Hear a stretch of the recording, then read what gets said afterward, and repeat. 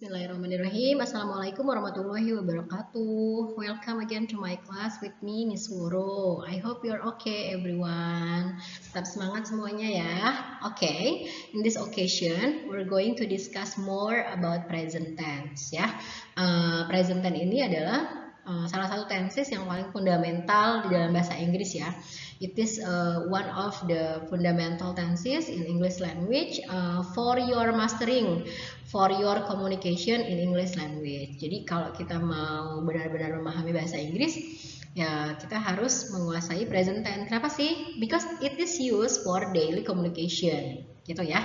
Karena dipakai untuk menyatakan komunikasi sehari-hari. Oke, take a look untuk function dia present tense ini. There are two functions of present tense. The first one is telling you about fact, yang menyatakan fakta, and then telling you about routine ya, or daily activities yang tadi saya bilang ya, untuk menyatakan kegiatan sehari-hari atau rutinitas. Nah, tanda yang lain untuk menyatakan present tense ini juga ada yang disebut dengan adverb frekuensi. Ada always, artinya selalu, usually, biasanya, sometimes, kadang-kadang, ada never, tidak pernah, ada seldom, jarang, ada often, sering, ada hardly ever, dalam bahasa Indonesia kita sebutnya sesekali ya, sesekali, ada rarely, ini jarang banget. Nah, if you find or if you use one of this adverb frequency, kalau kita menggunakan salah satu dari adverb frequency ini, maka totally kita menggunakan present tense karena memang ini adalah time signal ya untuk present tense. Nah, di present tense ini kita menggunakan kata kerja bentuk yang pertama ya. Kalau kita menggunakan kata kerja, maka di sini ada dua indikator. Indikator yang pertama adalah do untuk subjek I, you, we, they. Untuk indikator yang kedua adalah does ya untuk subjek she, he, it. However, if we don't use non-verbal sentence, kalau kalimatnya tidak ada kata kerja, maka kita menggunakan am, to be ya, to be am dipakai untuk subjek I, to be is dipakai untuk subjek she, he, it, dan to be are dipakai untuk subjek you, we, they. Oke, here Miss Woro give you the examples ya. Kita langsung lihat contohnya.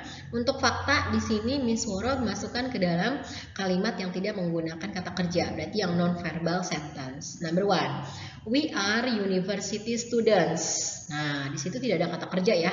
Students itu adalah kata benda gitu ya. Jadi dia langsung pakai to be. And then number two, I am independent girl. Berarti dia menggunakan kalimat kata yang kata sifat, adjective ya. Independent artinya mandiri, berarti adjective. This one is about fact ya. How about routine? Untuk yang rutin di sini Miss Woro menggunakan verbal sentence, ada kata kerjanya ya. I always come to office on time. Saya selalu datang ke kantor tepat waktu ya. Number two, Lilo never forgets to submit the report. Ini yang harus diingat terus. Untuk indikator does yang subjeknya itu she, he, it, dalam kalimat yang afirmatif, kalimat yang positif, maka kata kerjanya ditambahkan s. Dari kata forget menjadi forgets, gitu ya. Oke. Lilo tidak pernah mengumpulkan laporannya, tidak pernah lupa untuk mengumpulkan laporannya. However, untuk di kalimat yang negatif sama interrogatif, kalimat negatif sama kalimat pertanyaan, kalau sudah ada does, berarti untuk indikator does, subjek she, he, it, sudah ada does, maka kata kerjanya tidak usah lagi ditambahkan s. Jadi the basic verb, kita menggunakan kata kerja dasar. Does your boss tell the meeting today? Jadi tidak does your boss tells the meeting today, gitu ya. Kalau sudah ada does, maka tidak usah ditambahkan s.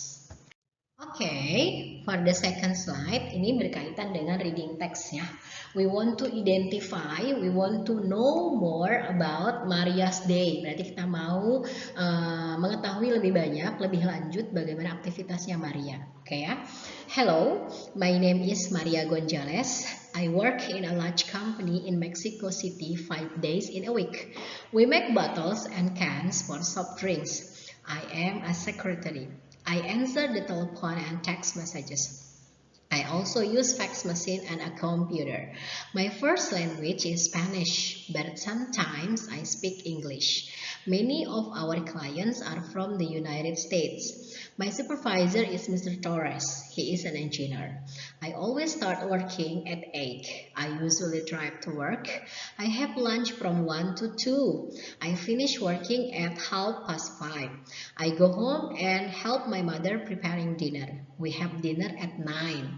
After dinner, I hardly ever watch television a while. I rarely go to bed at 10:30 ya, jam setengah 11.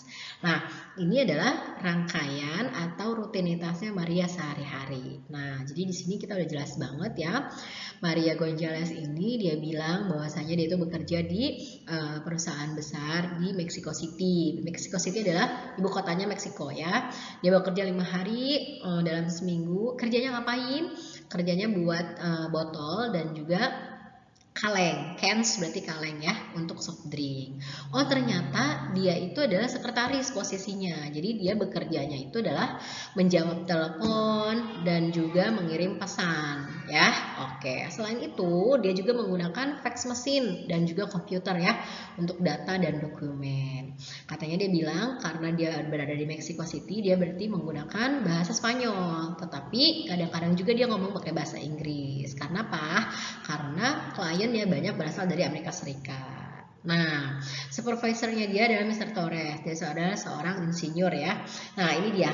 Dia bekerja mulainya dari jam 8 dan berangkat ke kerjaannya dengan menggunakan mobil drive ya. Istirahatnya dari jam 1 sampai jam 2, berarti 1 jam, only 1 hour, dan menyelesaikan pekerjaannya sampai jam setengah 6. Dan dia pulang ke rumah dan membantu ibunya menyiapkan makan malam. Very nice girl ya, anak yang baik. Oke, dan mereka makan di jam 9. Biasanya habis makan gak langsung tidur, tapi nonton TV dulu sebentar. Habis itu dia tidur di jam setengah 11. Oke, so those are some activities for Maria Gonzalez yang dimasukkannya menggunakan present tense ya. Oke. Oke, for the third slide, untuk slide yang ketiga ini, we're going to ask some question for Maria's Day ya, untuk teks yang tadi sebelumnya. The first one, whose text is it? Ya, beda pertanyaannya dengan who. Kalau who menyatakan subjek, siapa. Tapi kalau whose berarti menyatakan possessive adjective. Teksnya siapa itu? Nah, this one is different. Jadi ini perbedaannya ya. And then number 2, what is the writer in previous text? Nah, kalau ada what is the writer in previous text, berarti dia menanyakan occupation, menanyakan pekerjaan ya. Oke. Number 3, how many responsibilities are there for the writer? Ada berapa sih ya tanggung jawab, ada berapa sih pekerjaannya yang harus dikerjakan sama Maria di kantornya ya. Yang tadi katanya kantornya itu memproduksi botol dan juga kaleng buat soft drink. Number 4, mention present tense with non-verb structure from the text. Kita mengidentifikasi mana kalimat yang menggunakan present tense dengan yang non-verbal sentence, tidak ada kata kerjanya. Berarti dia logikanya menggunakan to be ya, am, is, are. M untuk subjek I, is untuk subjek she, he, it, dan are untuk subjek you, we, they. The last question, number 5, mention present tense with verb structure from the text. Kita juga ditanya, nomor 5 ini mana kalimat yang menggunakan present tense dengan kata kerja ya. Berarti ada di indikator do untuk I, you, we, they, ataupun indikator does untuk she, he, it. Tapi untuk kata kerja semuanya di present tense menggunakan kata kerja bentuk yang pertama. So those are some kind of questions related for the Maria's Days question. Okay, in the fourth slide, untuk slide yang keempat, berarti kita mencoba untuk menjawab pertanyaan yang tadi ada di slide yang ketiga ya. Okay, number 1, it is Maria's. Nah, koma atas diikuti dengan S itu berarti adalah tandanya bentuk kepunyaan. Jadi teks yang tersebut menceritakan tentang kegiatannya Maria gitu ya. And then for number 2, she is a secretary. Tadi pertanyaannya adalah what is the writer in the previous text ya. Apa sih pekerjaan si Maria gitu ya. Jadi jawabannya adalah seorang sekretaris. Number 3, oh ada 4 responsibilities, ada 4 tanggung jawab. Yang pertama, she answers the telepon and then text message, dan juga dia menggunakan fax machine on computer. Jadi 4 kewajiban ya. Untuk yang pertanyaan dengan menggunakan verb ya, non-verbal sentence, berarti dia yang non-verbal sentence berarti tidak ada kata kerjanya ya, menggunakan to be itu sudah di dalam yang berwarna hitam, berwarna biru. Nah, untuk yang menggunakan kata kerja berarti verbal sentence, berarti dia menggunakan warna yang hitam di dalam teksnya yang tadi ada di slide kedua. Ini dia jawaban yang berkaitan sama Maria's Days. Oke, nanti Miss kasih tugas ya. Oke, jika ada pertanyaan, if you have some question, please ask me privately. Boleh bertanya langsung ya. Oke, thank you everyone. Wassalamualaikum warahmatullahi wabarakatuh.